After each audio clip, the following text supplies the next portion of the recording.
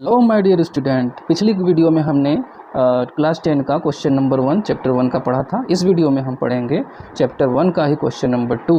ठीक है बच्चों, जो कि इस प्रकार से है 196 और 38220। ठीक है बच्चों, इस क्वेश्चन को भी हमको यूक्लिड विभाजन एल्गोरिथम प्रमेयिका के सिद्धांत से करना है। ठीक है बच्चों, चलिए सॉल्व करते हैं।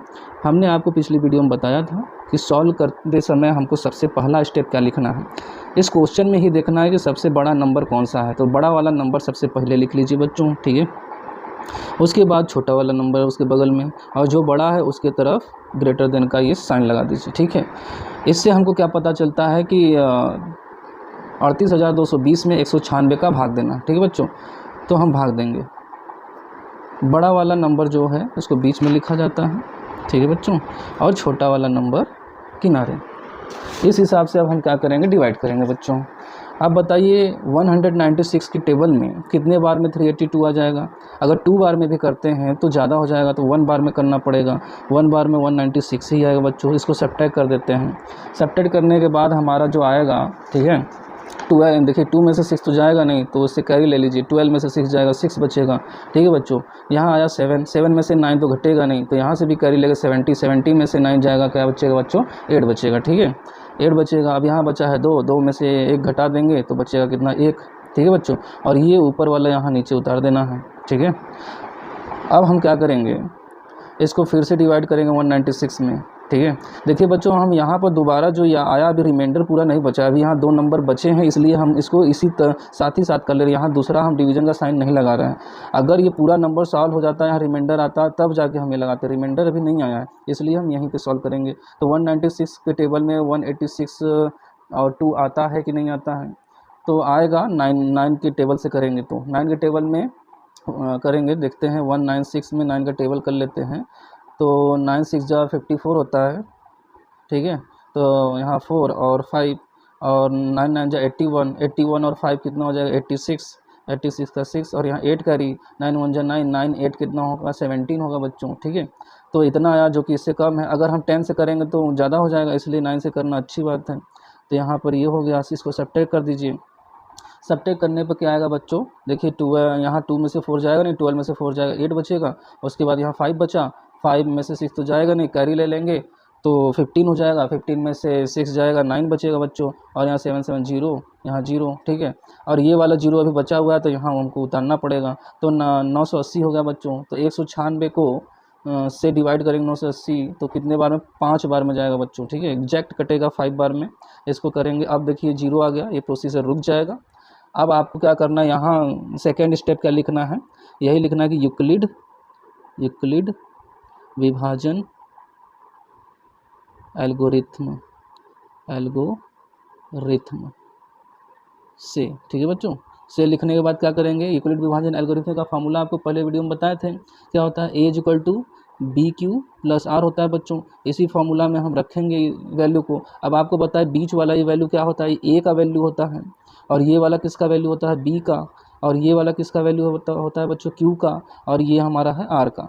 तो सभी वैल्यू को हम यहाँ पुट करेंगे, जो आएगा देखते हैं। B तो वैसे हमारा आंसर होता है, आपको पता है, तो आंसर तो हमको दिख रहा है 196 आ चुका है, लेकिन हमको इस फॉर्मूले पे रखना पड़ेगा। A की वैल्यू क्या रखेंगे, 38220, और इक्वल का साइन यहाँ लगा देंगे। B की वैल्यू 196, और यहाँ इनटू Q की वैल्यू 195, और प्लस ये वाला साइन, और R की वैल्यू 0 रिमाइंडर। ठीक है बच्चों, जैसा कि हमको पता है B की वैल्यू ही हमारा आंसर होता है, इसलिए हम लिखेंगे अतः 196 और 38220 का HCF कितना होगा बच्चों, 196 होगा। ठीक है बच्चों, चलिए बच्चों, अब क्वेश्चन नंबर 3 करते हैं, जो कि इस प्रकार का है 867255। ठीक है बच्चों, सबसे पहले हम हल लिखेंगे। हल में क्या देखते हैं, फर्स्ट स्टेप, जो बड़ा नंबर है उसको पहले लिखिए। तो 876 बड़ा है, छोटा वाला क्या है, 255 छोटा है।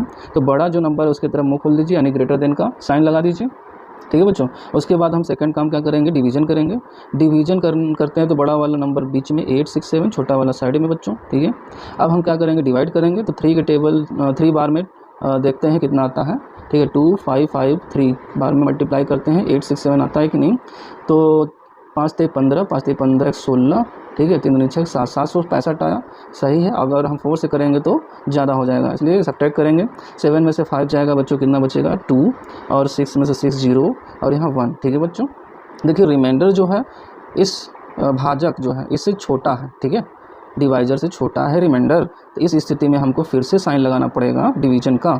अब क्या करेंगे, यहाँ क्या लिखेंगे, ये जो हमारा डिवाइजर था भाजक, उसको यहाँ लिखेंगे 2 to 5। ये तरीका होता है करने का बच्चों। अब 102 के पहाड़े में 255, ठीक है, 255 आता है कि नहीं आता, ठीक है। तो कितने बार में आएगा, आई थिंक 2 बार में आ जाएगा, ठीक है। तो 2 से करेंगे, 2 दूनी 4 0 2, ठीक है।